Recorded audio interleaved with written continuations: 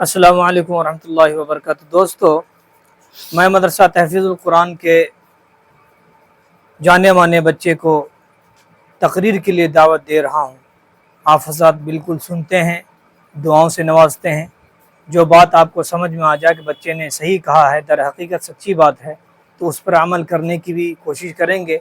اور وہ بچہ محمد ساغر سلمہ مدرسہ تحفیظ القرآن کے طلباء ہیں، آپ حضرات کے سامنے، آپ حضرات کے بیچ حاضر ہے۔ آپ ان کی بات کو سماعت کیجیے۔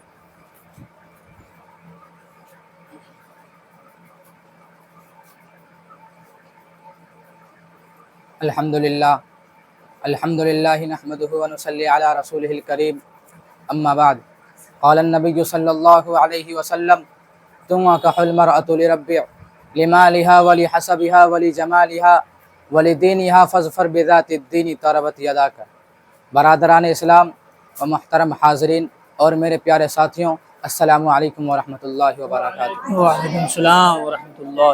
آج کی اس بزم پر بہار میں آپ جیسے معزز سامعین و سامعات کے بیچ مجھ خاں کیسار کو جہیز جیسے عنوان پر لب کشائی کا حکم دیا گیا ہے۔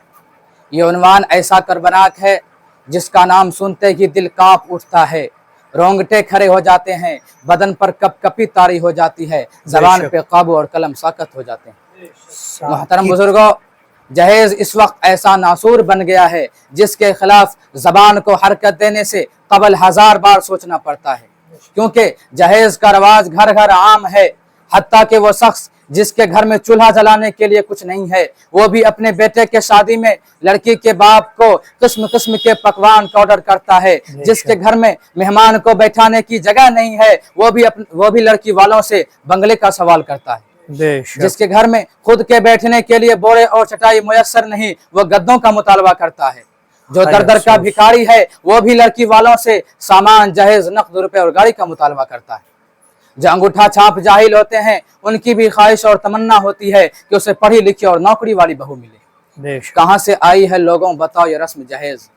کہاں سے آئی ہے لوگوں بتاؤ یہ رسم جہیز؟ خدا کے دین میں جن کا کوئی چراغ نہیں۔ دردمندان اسلام، جہیز کی لعنت گھر گھر کی کہانی ہے، ہر فرد اور ہر خاندان اس میں ملوث ہے۔ کون نہیں جانتا یہ جہیز ایک بڑی رسم ہے، لیکن کام تو اس وقت بنے گا جب اس کے نقصانات کو جاننے والے اس پر عمل کریں گے۔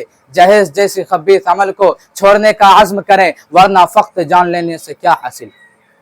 کوئی تو ایسا رواج لاؤ زمانے والوں، کوئی تو ایسا رواج لاؤ زمانے والوں جس سے بیٹیاں جیت جائے اور جہیز ہار جائے۔ حضرات محترم، مجھے کہنے دیجئے، مطالبہ جہیز کی وجہ سے کتنی ہی معصوم دوشیزاؤں نے خود کو پھانسی پر لٹکا لیا۔ مطالبہ کے مطابق جہیز نہ ملنے کی وجہ سے کتنی ہی بیویاں مطلقہ ہو گئی۔ جہیز دینے کی وصیت نہ ہونے پر کتنی ہی لڑکیاں بن بیاہ بڑھاپے کو پہنچ گئی۔ باپ کی غربت و افلاس پر ترس کھا کر کتنی ہی لڑکیوں نے خود کو پھانسی پر لٹکا لیا۔ جہیز کا نام سن کر کتنے ایسے غریب باپ ہیں جنہوں نے پیدا اس سے قبل یا پیدا ہوتی اپنی معصوم بچوں کا گلا گھونٹ دیا۔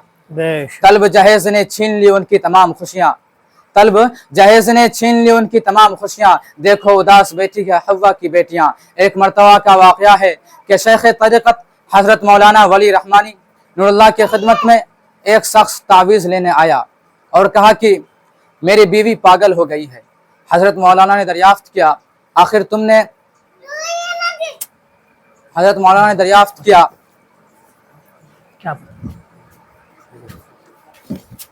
آرام سے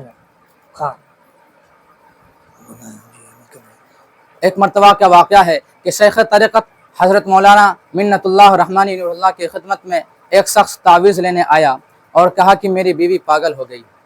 حضرت مولانا نے دریافت کیا، آخر ایسا کیوں ہوا؟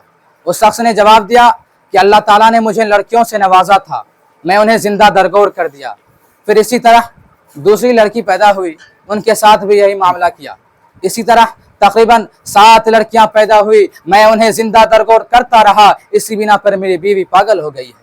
حضرت مولانا نے دریافت کیا، آخر تم نے اپنی لڑکی کو موت کے گھاٹ کیوں اتارا؟ اس شخص نے جواب دیا کہ میرے پاس اتنی وسعت نہیں کہ میں اپنی لڑکیوں کی شادی کر سکوں۔ چنانچہ اس کی آنکھوں سے آنسو جاری ہو گئے۔ اس بنا پر کسی شاعر نے کیا خوب کہا ہے کہ عجب ماجرا ہے حضرات دیکھیے، अजब माजरा है हजरात, देखिए दामाद मांगता है खैरात। देखिए हजरात गिरामी, इस वाक़या को सुनने के बाद रोने के सिवा क्या हो सकता है। जहेज की बिना पर सारा घर उजड़ गया। हमारे माशरे में जहेज की लानत न होती तो ऐसा होलनाक सूरत पेश न आती। मुझे कहने दीजिए, शादी इसलिए नहीं की जाती है कि उससे माल व मता हासिल किया जाए। शादी इसलिए नहीं की जाती है कि उससे गाड़ी घोड़े और नकद रुपए हासिल किया जाए। शादी इसलिए नहीं की जाती है कि उससे सोफा फ्रिज और कूलर हासिल किया जाए।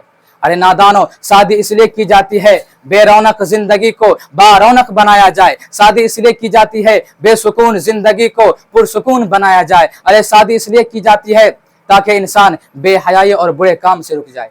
निकाह एक इबादत का नाम है, एक सुन्नत का नाम है, लिहाजा इस अजीम फितना को मिटाना हमारा एक अहम फर्जा है।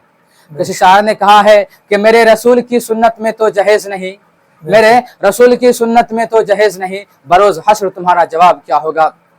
दुआ करें कि अल्लाह ताला हम सबको अपने अहकामात के ऊपर चलने की तौफीक अता फरमाए और अपने शादियों को सुन्नत रसूल के मुताबिक करने की तौफीक अता फरमाए। आमीन व मा अलैना इल्लल बलाग। ये थे मदरसा तहफ़ीज़ुल कुरान के तलबा अज़ीज़ अज़ीज़ी सागर सल्लम। अगर बच्चों ने तकरीर किया है, कहा है, आपके सामने पैगाम जहेज़ पर पहुंचाया है, अगर इनसे कोई भूल चूक हुई हो तो आप छोटे मासूम बच्चे समझ करके दरगुजर कर देंगे, माफ़ कर देंगे। ठीक है। अस्सलाम वालेकुम।